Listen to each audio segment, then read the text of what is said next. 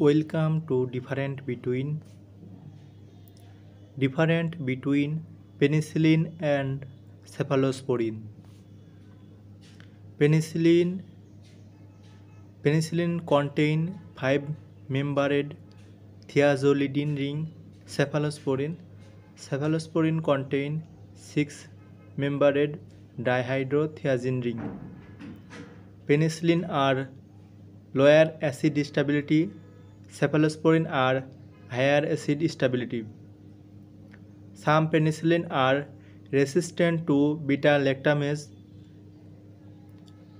All cephalosporin are resistant to beta-lactamase. Penicillin are lower the therapeutic index. Cephalosporin are higher therapeutic index. Here the general structure of penicillin. On the other hand,